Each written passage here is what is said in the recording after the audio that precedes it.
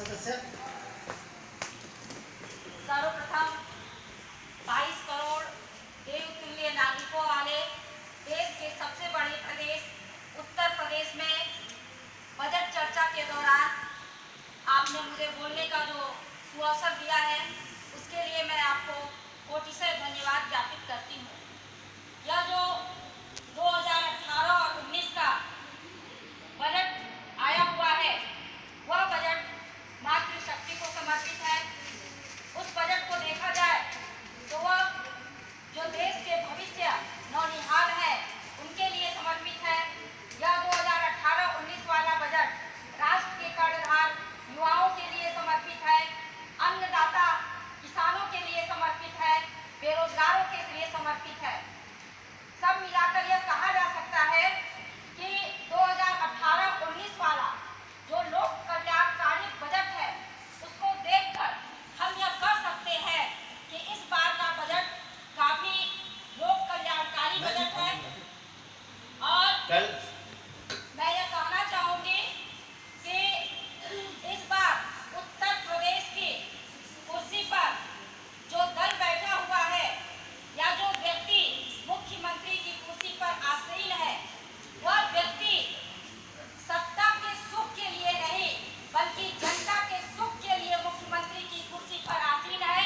2018 और 19 के बजट को देखकर कहने में कोई भी अतिशयोक्ति नहीं हो रही है। माननीय अध्यक्ष जी, मैं आपके माध्यम से यह कहना चाहती हूँ कि पूर्व के वक्ताओं ने 18-19 के बजट की एक एक उपलब्धि को गिनाने का कार्य किया है। उपलब्धियों को गिनाने की पुनरावृत्ति न करते हुए मैं मात्र एक उपलब्धि इस सदन में प्रस्तुत करना चाहती हूँ जो यह सिद्ध करने के लिए काफी होगा कि इस बार उत्तर प्रदेश के मुख्यमंत्री के कुर्सी पे जो व्यक्ति बैठे हुए हैं वो किस तरह से गरीबों के लिए काम करना चाहते हैं। मैं बता दूं कि मेरे विधानसभा क्षेत्र में आदिवासी समाज की काफी संख्या है और केवल मेरे विधानसभा में ही नहीं पूरे प्रदेश में आदिवासियों की संख्या काफी अधिक है। और इस बार के बजट में मैंने भी अनुसूचित जाति जनजाति के मंत्री माननीय रमापति शास्त्री जी को भी आदिवासी